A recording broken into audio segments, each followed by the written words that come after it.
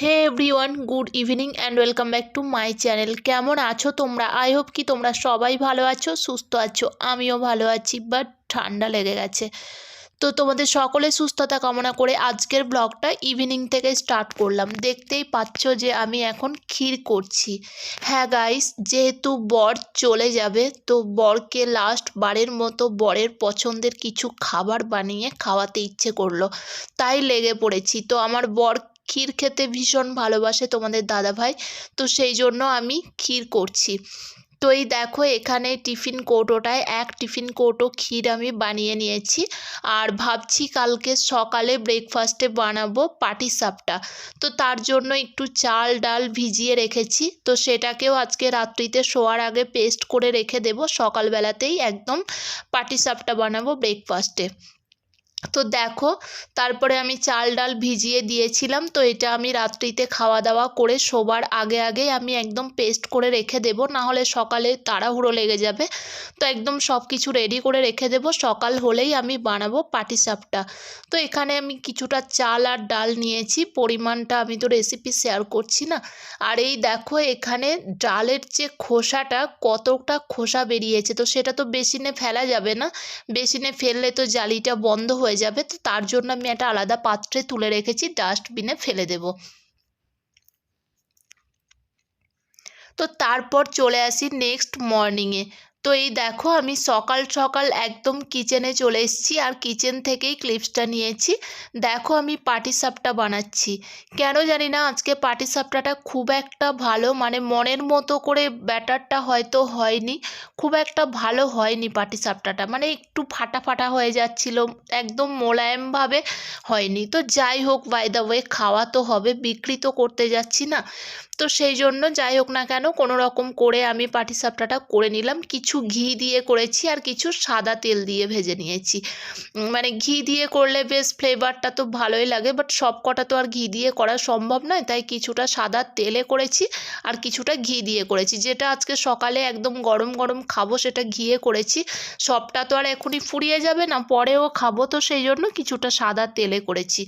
তো এই দেখো, এখানে পাটিসাপটাগুলো দেখতেই পাচ্ছ একটু ফাটা ফাটা হয়ে গেছে, কেন জানি না, ব্যাটারটা হয়তো ডাল কম হয়ে গেছিলো বা কিছু হবে, তো সেই জন্য ব্যাটারটা ঠিকঠাকভাবে মোলায়েম মতো হয়নি, তো এই জন্য একটু ফাটা ফাটা হয়ে গেছে। বাট মানে টেস্ট তো দারুণ এসেছিলো, যেহেতু আমি পরে ভয়েস ওভার করছি, দারুণ হয়েছিল খেতে।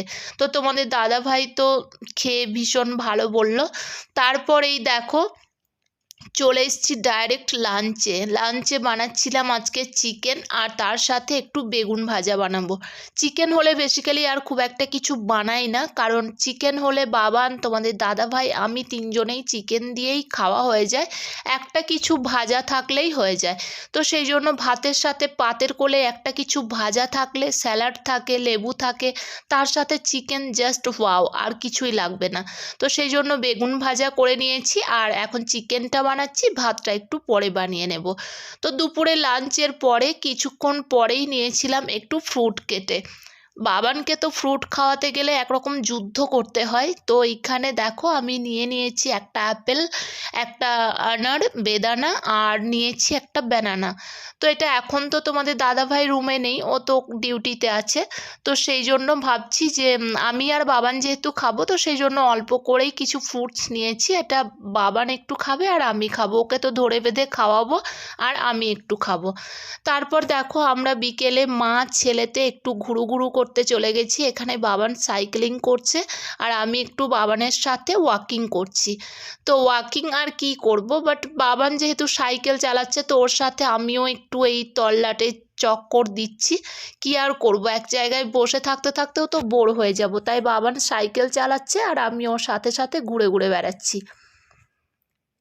এই দেখো, বাবান এইখানে সামনের দিকে ছিল, তো ও ভিডিওতে আসছিল না, তাই আবার এই ক্লিপসটায় ও চলে গেল পিছনে, যাতে ও অন ক্যামেরায় দেখা যায়। তো এই জন্য এখানে দেখো, মোটামুটি সন্ধ্যের টাইমে আমরা অনেকক্ষণ নিচেই ছিলাম, মোটামুটি 6:30 থেকে 7:30 পর্যন্ত 1 ঘন্টা আমরা নিচেতে ছিলাম। 1 ঘন্টা সাইক্লিং করার পর তোমাদের দাদাভাই আসবে বলে যখন ফোন করলো, তখনই আমরা চলে এসেছিলাম রুমে। আর রুমে এসেই বানিয়ে নিয়েছি নিয়েছি পানিপুরি।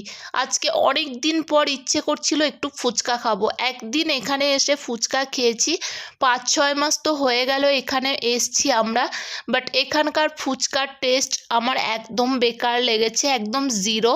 তো সেই জন্য আমি এখানে ফুচকা নিজেই বানিয়ে নিলাম, তেঁতুল গোলা জল আর এখানে আলু মাখাটাও করে নিয়েছি, আর কিছু ফুচকা রেডিমেড ফুচকা ক্যান্টিন থেকে প্যাকেটে নিয়ে এসেছিলাম, সেটাকে ভেজে নিয়েছি। তো জাস্ট ওয়াও হয়েছিল। যেহেতু আমি পরে ভয়েস ওভার দিচ্ছি, রিভিউটা দিয়েই দিচ্ছি। তারপর কিছুক্ষণ পরেই আবার বাবান বায়না করলো, মাম্মাম একটু পপকর্ন করো, পপকর্ন ভেজে দাও।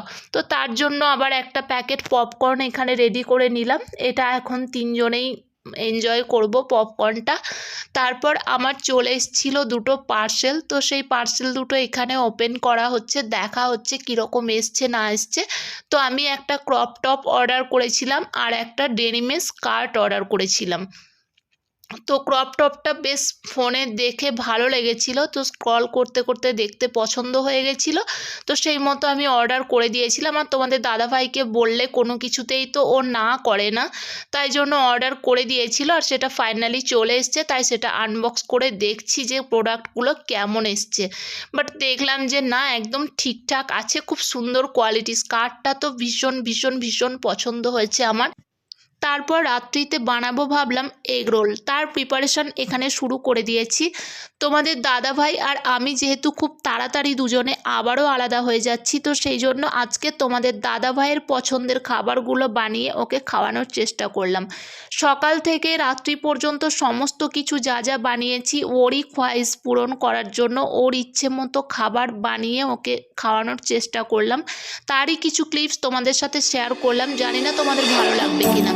যদি তোমাদের ভালো লাগে তো অবশ্যই লাইক, কমেন্ট, শেয়ার আর চ্যানেলটা সাবস্ক্রাইব করে দিও। কেন আমরা দুজনে আলাদা হয়ে যাচ্ছি, কি হলো হঠাৎ করে, কিসের জন্য এরকম সিদ্ধান্ত নিলাম, সেগুলো জানতে হলে নেক্সট ভিডিওর জন্য অপেক্ষা করো। Love you all, tata.